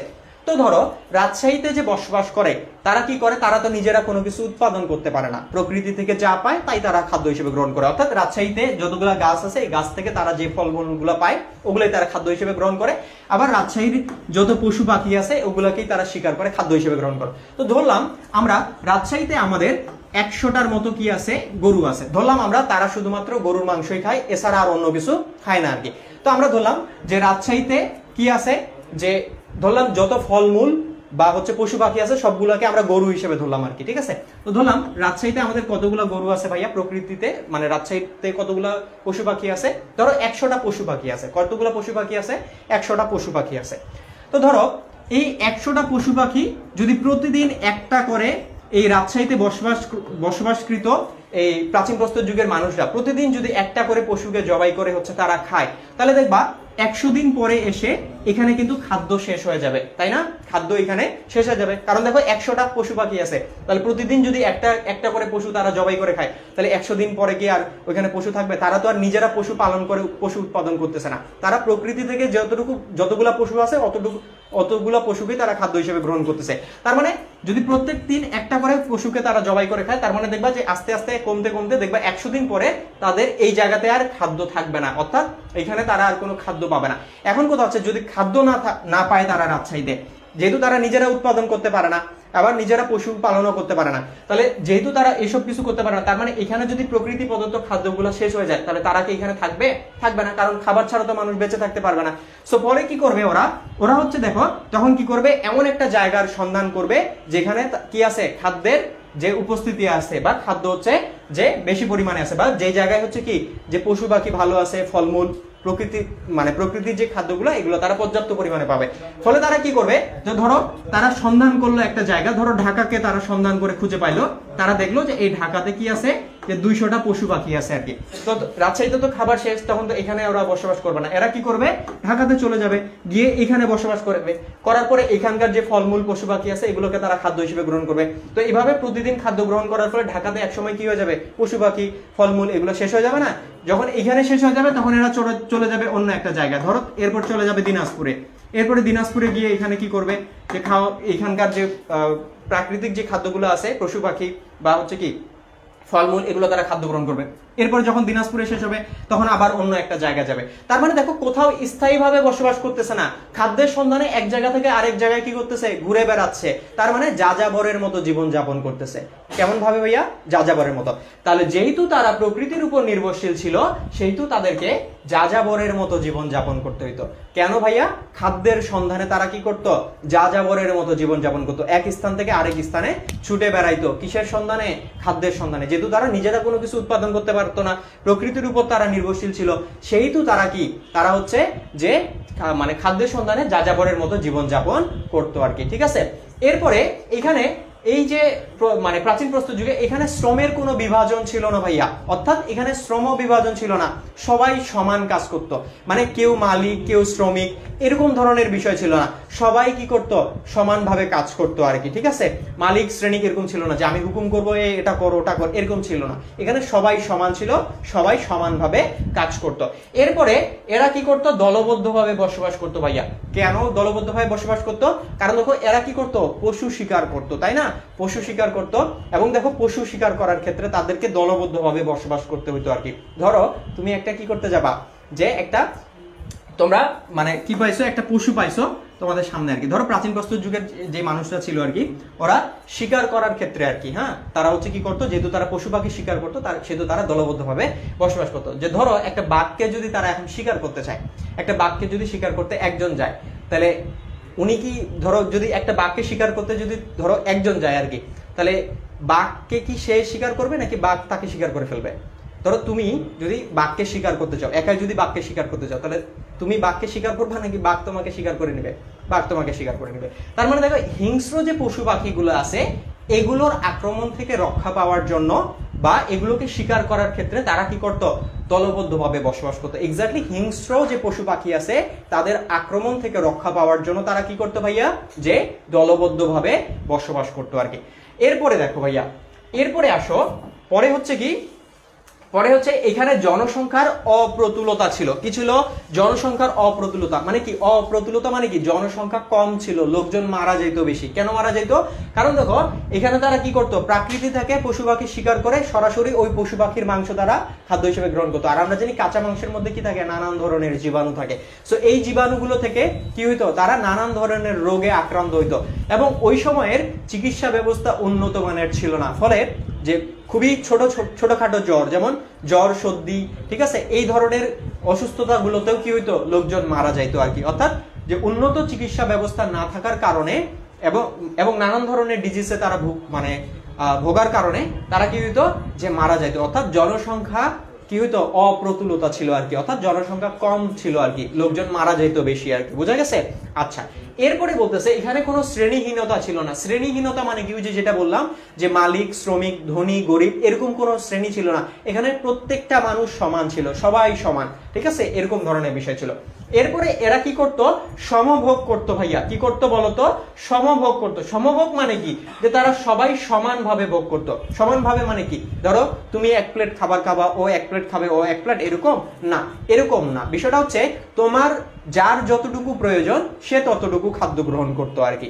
মানে যার যতটুকু প্রয়োজন সে ততটুকু খাবার হিসেবে গ্রহণ করত, অতিরিক্ত নিত না আর কি, এরকম ধরনের বিষয়টা। তাহলে সবাই কি করত, সমভোগ করত।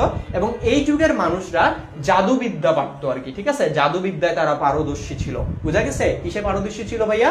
জাদুবিদ্যায় পারদর্শী ছিল। এবং এই যে প্রাচীন প্রস্তর যুগ, এই প্রাচীন প্রস্তর যুগের একটা সবচেয়ে বড় আবিষ্কার হচ্ছে ভাইয়া আগুনের আবিষ্কার। কিসের আবিষ্কার বলতো? আগুনের আবিষ্কার। তাই কেন আগুনের আবিষ্কার? ওই যে বললাম যে সবার প্রথমে পাথরের সাথে পাথর ঘষে আগুনের আবিষ্কার কারা করে? সেটা হচ্ছে ক্রো-ম্যাগনন মানুষরা। কারা বলতো? ক্রো-ম্যাগনন মানুষরা। এরা কি করে? পাথরের সাথে পাথর ঘষে কি করে? আগুনের আবিষ্কার করে আর কি। বোঝা গেছে? তাহলে আমরা কি দেখলাম?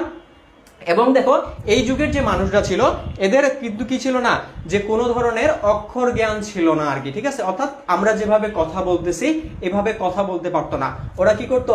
ইশারা ইঙ্গিতের মাধ্যমে কথা বলতো। কিসের মাধ্যমে বলতো? ইশারা ইঙ্গিতের মাধ্যমে আর কি কথা বলতো। বোঝা গেছে? তাহলে তাদের ভাষা কি ছিল? ইশারা ইঙ্গিত। অর্থাৎ ইশারা ইঙ্গিতের মাধ্যমে তারা কথা বলতো আর কি, ঠিক আছে। ক্লাসে যেমন তোমরা কি করো, বয়ফ্রেন্ড আর গার্লফ্রেন্ড যেমন ইশারা ইঙ্গিতের মাধ্যমে কথা বলে, ঠিক সেম এভাবে তারা কথা বলতো, ঠিক আছে। তাহলে ওরা কি করতে পারতো না, যে আমাদের মতো কথা বলতে পারতো না, ওদেরকে ইশারা ইঙ্গিতের মাধ্যমে ওরা কথা বলতো আর কি। বুঝা গেছে? আচ্ছা, এরপরে এই যুগের যে মানুষরা তারা শুরুর দিকে পোশাক পরিধান করতো না আর কি। পরবর্তীতে তারা কি করে, আস্তে আস্তে যখন প্রকৃতির যে বিরূপ আবহাওয়া, এই বিরূপ আবহাওয়া থেকে রক্ষা পাওয়ার জন্য তারা পরবর্তীতে পোশাক পরিধান করে। পশুর যে বিভিন্ন ধরনের চামড়া ছিল এই চামড়াগুলোকে তারা পোশাক হিসেবে ব্যবহার করতো আর কি। প্রকৃতির বিরূপ আবহাওয়া বলতে কেমন ধরনের, যে শীত, তারপরে হচ্ছে কি মানে ঠান্ডা গরম, এই যে আবহাওয়াগুলো, এগুলো থেকে রক্ষা পাওয়ার জন্য তারা কি করতো, পোশাকের পরিধান পরে তারা শুরু করে আর কি। আচ্ছা, তাহলে আমি আরেকবার একটু বৈশিষ্ট্যগুলো বলে দিই তোমাদেরকে সুন্দর করে, ঠিক আছে। আচ্ছা, তাহলে দেখো ভাইয়া যে আমরা কি কি দেখলাম আজকে।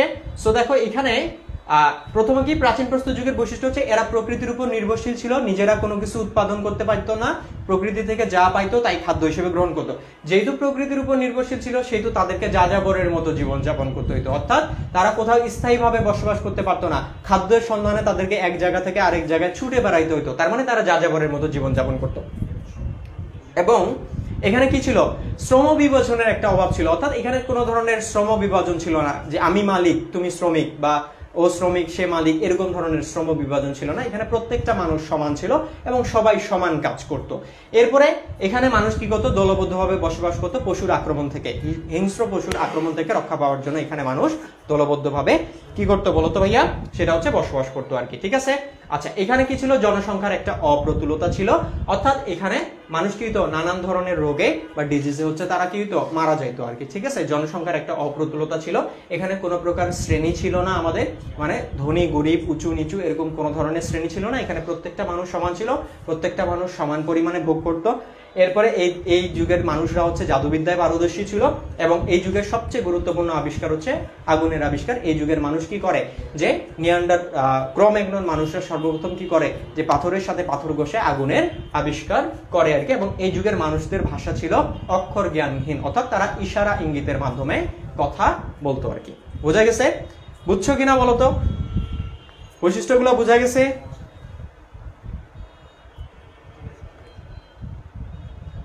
এখন আমাকে একটু কমেন্ট করে বলো, আমি যে বৈশিষ্ট্যগুলো পড়াইলাম মাথার ভিতরে ঢুকছে কিনা? খুব কঠিন যুগগুলো, তোমরা যে বলতেছিলা ভাইয়া খুব কঠিন, বুঝতে পারি না, এই চ্যাপ্টারটা খুব কঠিন লাগে, দেখো তো।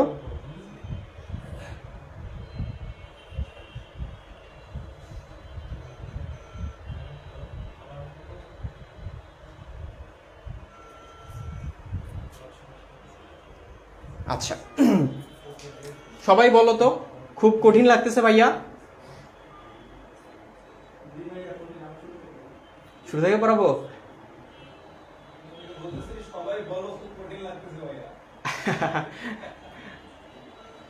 আচ্ছা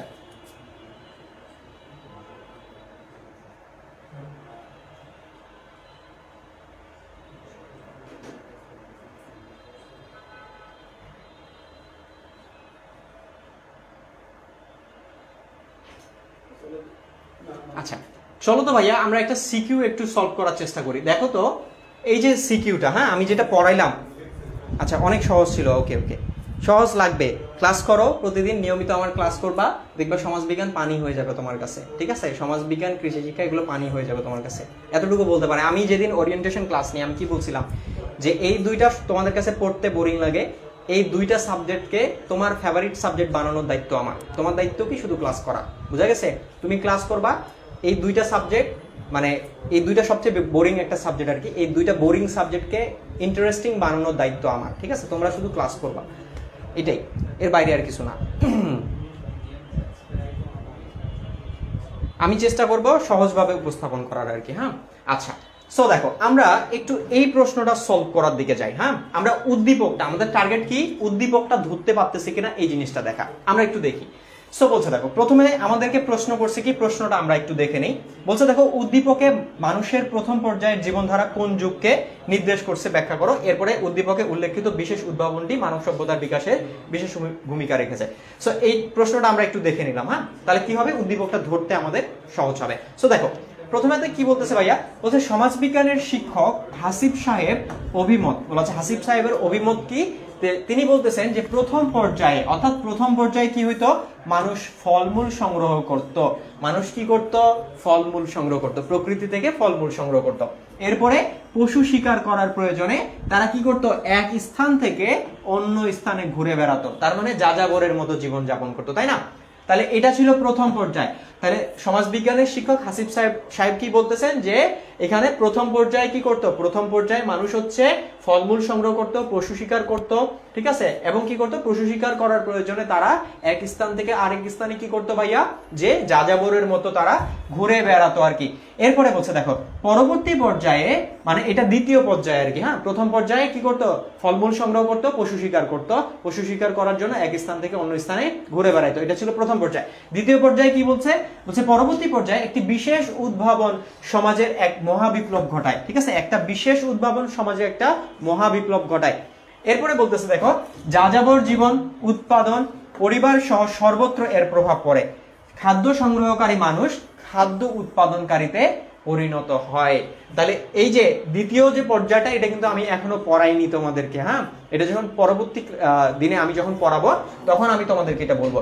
সো প্রথম পর্যায়টার কথা বলতেছে। তাহলে গ নাম্বার প্রশ্নের ক্ষেত্রে কি বলতেছে ভাইয়া, বলতেছে যে উদ্দীপকের মানুষের প্রথম পর্যায়ের জীবনধারা কোন যুগকে নির্দেশ করছে ব্যাখ্যা করো। তাহলে প্রথম পর্যায়ে কি করছে, প্রথম পর্যায়ে হচ্ছে ফলমূল সংগ্রহ করত, তারপরে পশু শিকার করত, পশু শিকার করার জন্য এক জায়গা থেকে আরেক জায়গায় তারা ঘুরে বেড়াইতো। তাহলে প্রথম পর্যায়টা কোন যুগকে নির্দেশ করতেছে, কমেন্ট করো, আমি বলবো না, তোমরাই বলবা, কমেন্ট করো কোন যুগকে নির্দেশ করতেছে বলো।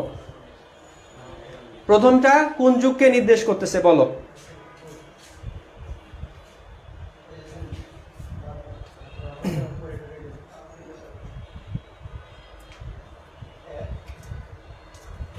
ওকে ওকে ওকে, সবাই বুঝতে পারছো তাই না?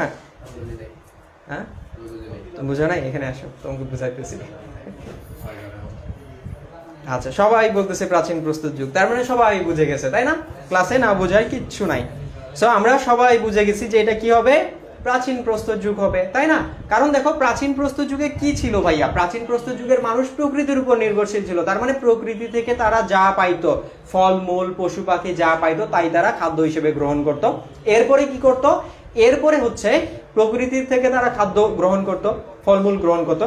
এরপরে তারা কি করতো, পশু শিকার করার জন্য কি করতে হইতো, তাদেরকে এক জায়গা থেকে আরেক জায়গায় তাদেরকে যাযাবরের মতো জীবন যাপন করতে হইতো বা ঘুরে বেড়াইতে হইতো। কেন বলতো, কারণ এক জায়গার পশু মানে এক জায়গায় বসবাস করে দীর্ঘদিন ধরে ওই এলাকার পশু পাখিগুলোকে শিকার করে খেতে খেতে একসময় কি হইতো, ওই এলাকার পশু পাখি শেষ হয়ে যাইতো। ফলে অন্য একটা এলাকায় তাদেরকে যাইতে হইতো আর কি, মানে পশু পাখির শিকার করার জন্য বা অন্য একটা এলাকায় তাদেরকে খাদ্যের সন্ধানে তাদেরকে মানে গিয়ে বসবাস করতে হইতো আর কি। এরপরে যখন অন্য এলাকা শেষ হয়ে যেত তারপরে তারা আরেকটা এলাকা খুঁজে নিত যেখানে তারা কি পশু পাখি শিকার করে মানে তারা খাদ্য গ্রহণ করতে পারে। অর্থাৎ পুরোপুরি প্রকৃতির উপর নির্ভরশীল ছিল। পশু শিকার করার জন্য তাদেরকে এক স্থান থেকে অন্য স্থানে যাযাবরের মতো ঘুরে বেড়াইতে হইতো।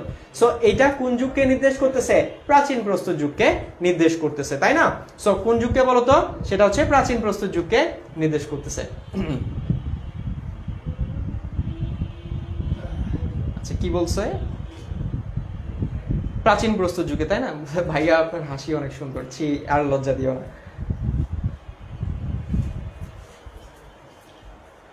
আচ্ছা, আর হ্যাঁ আরেকটা বিষয়, দ্বিতীয়টা অনেকেই কমেন্ট করতেছো, ভেরি গুড। দ্বিতীয়টা হচ্ছে যে নব্য প্রস্তর যুগ। কেন বলতেছে ভাইয়া নব্য প্রস্তর যুগ, আসো আমি একটু দেখাই তোমাদেরকে। এটা আমি আজকে পড়াইনি, হ্যাঁ আমি পড়াবো এটা নব্য প্রস্তর যুগটা তোমাদেরকে, যে নেক্সট ক্লাসের দিকে পড়াবো। আমি একটু বলে দিই এখানে, দেখো কি বলতেছে। বলতেছে যে দ্বিতীয় যেই পর্যায়টা আছে, পরবর্তী পর্যায়ে একটা বিশেষ উদ্ভাবন কি করে, সমাজের একটা মহাবিপ্লব ঘটায়। আর এই বিশেষ উদ্ভাবনটা হচ্ছে কৃষির আবিষ্কার। কি বলতো ভাইয়া, কৃষির আবিষ্কার, ঠিক আছে? কিসের আবিষ্কার, কৃষির আবিষ্কার। প্রথম পর্যায়ে মানুষ কি করত, মানুষ হচ্ছে প্রকৃতির উপর নির্ভরশীল ছিল, তাই না? প্রকৃতির উপর নির্ভরশীল ছিল, প্রকৃতি থেকে যা পাইতো তাই খাদ্য হিসেবে গ্রহণ করতো, নিজেরা কোনো কিছু উৎপাদন করতে পারতো না। কিন্তু এই যে নব্যপ্রস্তর যুগে এসে, নব্যপ্রস্তর যুগে এসে কি করে, মানুষ কৃষির আবিষ্কার করে। কিসের আবিষ্কার করে, কৃষির আবিষ্কার। এই কৃষির আবিষ্কারের ফলে কি হয়, যে সমাজের মধ্যে একটা মহাবিপ্লব ঘটে। অর্থাৎ কি হয়, যেমন মানুষ কি করে, কৃষি আবিষ্কারের ফলে কি হয়, মানুষ দেখো খাদ্য সংগ্রহকারী। প্রাচীন প্রস্তর যুগে মানুষ কি করতো, প্রকৃতি থেকে শুধু খাদ্য সংগ্রহই করতো, আর কিছু করতে পারতো না। কিন্তু এই নবপ্রস্তর যুগে এসে মানুষ কি করতে শুরু করে, খাদ্য উৎপাদন করতে শুরু করে। অর্থাৎ কৃষির আবিষ্কারের ফলে তারা নিজেরা খাদ্য উৎপাদন করতে শেখে। অর্থাৎ খাদ্য সংগ্রহকারী মানুষ কিসে পরিণত হয়, যে খাদ্য উৎপাদনকারীতে পরিণত হয়। এবং কি হয়, এখানে যাযাবর জীবনের পরিসমাপ্তি ঘটে, উৎপাদন বৃদ্ধি পায়, অতিরিক্ত খাদ্য হচ্ছে উৎপাদন হয়। তারপরে হচ্ছে কি, যে আমাদের ব্যবসা বাণিজ্যের প্রসার ঘটে এবং বিনিময় প্রথার প্রচলন শুরু হয়, ঠিক আছে? এরকম আরো অনেকগুলো বৈশিষ্ট্য আছে। পরিবার ব্যবস্থার উৎপত্তি ঘটে, ব্যক্তি মালিকানার উদ্ভব ঘটে, এরকম আরো অনেকগুলো বিষয় আছে, যেটা আমি হচ্ছে তোমাদেরকে যখন নব্যপ্রস্তর যুগটা পড়াবো তখন আমি এগুলো বিস্তারিত বলে দেবো। দেখবা যে আমার ক্লাসের মধ্যেই মুখস্থ হয়ে যাবে তোমাদের বিষয়গুলো, ঠিক আছে? আচ্ছা, তাহলে এই যুগটা, দ্বিতীয় পর্যায়ের যুগটা হচ্ছে কি, নব্যপ্রস্তর যুগ। কি বলতো, নব্যপ্রস্তর। তাহলে প্রথম পর্যায়ের যুগটা হচ্ছে প্রাচীন প্রস্তর যুগ, আর দ্বিতীয় মানে পর্যায়ের যুগটাকে বলা হচ্ছে নব্যপ্রস্তর যুগ। কি বলা হচ্ছে ভাইয়া বলতো, নব্যপ্রস্তর যুগ বলা হচ্ছে, ঠিক আছে? আচ্ছা, এতটুকু সবাই বুঝছো কিনা বলো?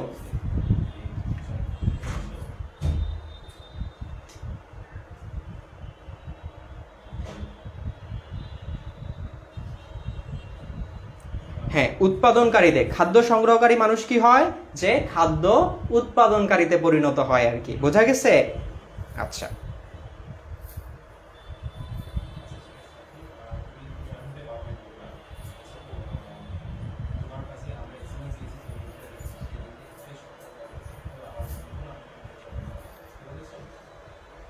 আচ্ছা ভাইয়া, আগামী ক্লাস কবে নেবেন? আগামী ক্লাসের রুটিনটা তোমাদেরকে দিয়ে দেওয়া হবে, হ্যাঁ 2-1 দিনের মধ্যে তোমাদেরকে দিয়ে দেওয়া হবে। এই ক্লাসের রুটিনটা শেষ হয়ে দেন আগামী ক্লাসের রুটিনটা তোমরা পেয়ে যাবা। তো ওইখানে ক্লাসে তোমরা দেখে নিবা, রুটিনে দেখে নিবা, আর আমি তো তোমাদেরকে পোস্ট করে আগেই জানাই দিব যে আমি কবে কোন ক্লাস নিব আর কি, ঠিক আছে? আচ্ছা, তাহলে আমরা সিকিউ সলভ করলাম এবং এমসিকিউ আমি যেগুলো দাগাই দিছি খুব সুন্দর করে ওগুলা নোট করে নিবা, ঠিক আছে? তোমাদের কিন্তু এই সাবজেক্টের উপরে পরীক্ষা হবে এবং ওই পরীক্ষার উপরে কিন্তু আমি যেগুলো পড়াইছি আজকের ক্লাসে এই জিনিসগুলো কিন্তু থাকবে, ঠিক আছে? তো ভালোভাবে এগুলো পড়বা, কেমন?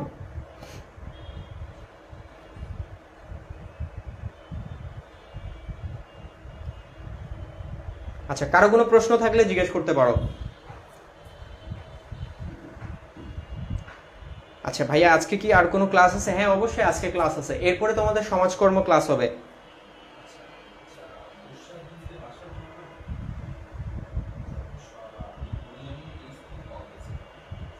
ভাইয়া কই এমসিকিউ দাগায় দিছেন? তুমি ক্লাস মিস করছো, শুরুর দিক থেকে রেকর্ডেড ক্লাসটা আরেকবার দেখো, আমি শুরু থেকে গোল করে দাগায় দিছি কোনগুলো থেকে এমসিকিউ আসবে, ওগুলো বলে দিছি। আচ্ছা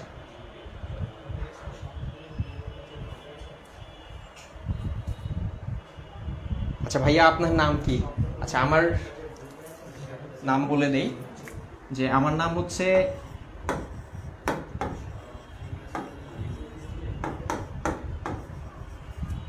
এটা আর কি, হ্যাঁ। আর আমার বাড়ি হচ্ছে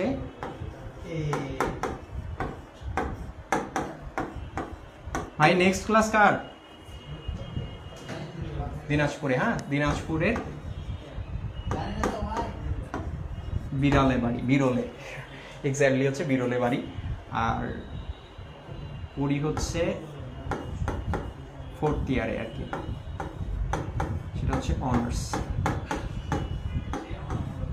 অনার্স 4th ইয়ারে। সাবজেক্ট হচ্ছে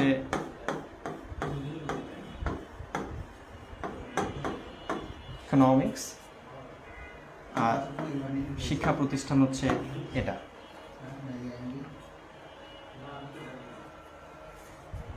ডিটেলস আমার, ঠিক আছে। আচ্ছা কি প্রশ্ন করছো?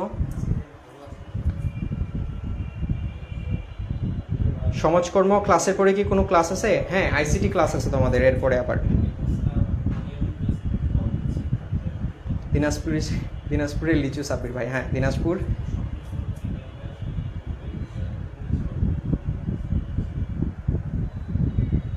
বিড়াল না রে ভাই, বিরল। ওইটার উচ্চারণ বিরল, কিন্তু লিখতে হয় বিড়াল। কোথায় লিখবো? এখানে লিখি, এই যে এটার উচ্চারণ এটা বিরল।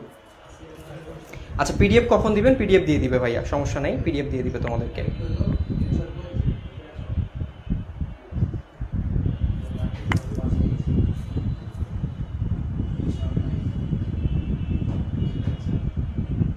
অর্থনীতি ফেভারিট সাবজেক্ট, আমারও খুব পছন্দের সাবজেক্ট কি একটা, বুঝতে পারছো?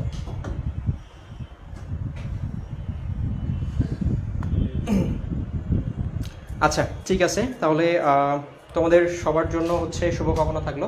আর আরেকটা বিষয় আমি জাস্ট একটু তোমাদেরকে বলবো, যে তোমাদের যে বিষয়টা আর কি, হ্যাঁ তোমরা সবাই জানো যে তোমাদের এইচএসসির উপর, এইচএসসির সামনে টেস্ট পরীক্ষা, এবং এই টেস্ট পরীক্ষাকে সামনে রেখে আমরা কিন্তু তোমাদের এই ফ্রি ক্লাসগুলো নিচ্ছি আর কি। এটা নেওয়ার পিছনে যেটা মূল উদ্দেশ্য সেটা হচ্ছে যে তোমাদেরকে, মানে তোমরা যাতে তোমাদের প্রস্তুতিটাকে কী করতে পারো, ঝালাই নিতে পারো, এবং পরীক্ষা যাতে একটা ভালো কিছু করতে পারো আর কি। এবং দেখো আমি ক্লাসের মধ্যে কিন্তু তোমাদেরকে কি পড়াইছি, যে একাডেমিকে কোনগুলো আসবে, বিশ্ববিদ্যালয়ে ভর্তি পরীক্ষার জন্য কোনগুলো আসে, এই জিনিসগুলো কিন্তু বলি। তো তোমাদের পড়াশোনাটাও কিন্তু এরকম ধরনের হওয়া উচিত আর কি, হ্যাঁ। তোমাদের এই বইগুলো থেকে কিন্তু মানবিকের তোমরা যারা আছো, তোমাদের এই যে সমাজবিজ্ঞান, সমাজকর্ম, অর্থনীতি, ঠিক আছে, এই বইগুলো থেকে কিন্তু তোমাদের বিশ্ববিদ্যালয়ে ভর্তি পরীক্ষা জিকেতে আসবে আর কি। সো এইভাবে কি করো, নিজের পড়াশোনাটাকে সাজানোর চেষ্টা করো, আর নিজেদের স্বপ্নটাকে আঁকড়ে ধরার চেষ্টা করো আর কি, ঠিক আছে। কারণ একটা মানুষ হচ্ছে বাঁচে তার স্বপ্নের মধ্য দিয়ে। কিসের মধ্য দিয়ে বলো তো? তার স্বপ্নের মধ্য দিয়ে। একটা মানুষের যখন স্বপ্নটা মরে যায়, তখন কিন্তু একটা মানুষ কি হয়, ডানা ভাঙা পাখির মতো হয়ে যায় আর কি। তোমরা ইংরেজি ফার্স্ট পেপারের একটা প্যাসেজ পড়ছো না, কবিতা আছে না, ড্রিম পয়েম দুইটা। সো ড্রিমের যে সেকেন্ড পয়েমটা ছিল, ওইখানে কি ছিল, ল্যাংস্টন হিজার্সের একটা হচ্ছে আমাদের ড্রিমের একটা কবিতা ছিল। ওইখানে কি বলছিল, ওইখানে উনি কি বলছিল, যে হোল্ড ফাস্ট ইউর ড্রিম, তোমার স্বপ্নটাকে কি করো, আঁকড়ে ধরো। কারণ হচ্ছে ফর ইফ ড্রিমস ডাই, কারণ যদি হচ্ছে স্বপ্নটা মরে যায়, তাহলে life becomes a broken pink bird, তাই না? যে জীবনটা কি হবে, একটা ডানা ভাঙা পাখির মতো হয়ে যাবে আর কি। সো যেটা বলতেছি আর কি, যে নিজের স্বপ্নটাকে আঁকড়ে ধরার চেষ্টা করো, কারণ স্বপ্ন, মানুষ বাঁচে হচ্ছে তার স্বপ্নের মধ্য দিয়ে। আর নিজের স্বপ্নটা যদি মরে যায়, তাহলে মানুষ কি হবে, একটা ডানা ভাঙা পাখির মতো হবে, যে সে উঠতে চাবে কিন্তু হচ্ছে উঠতে পারবে না আর কি, হ্যাঁ। আর সবশেষে বলবো এতটুকুই, যে নিজের স্বপ্নটাকে কখনো মরে যেতে দিও না, কারণ তোমার স্বপ্নটা যদি মরে যায়, তাহলে আলটিমেটলি দিন শেষে তোমার মৃত্যু হয়ে যাবে আর কি। সো নিজের স্বপ্নটাকে আঁকড়ে ধরার চেষ্টা করো। সবার জন্য শুভকামনা, দেখা হচ্ছে পরবর্তী ক্লাসে। ভালো থাকো সবাই, আল্লাহ হাফিজ।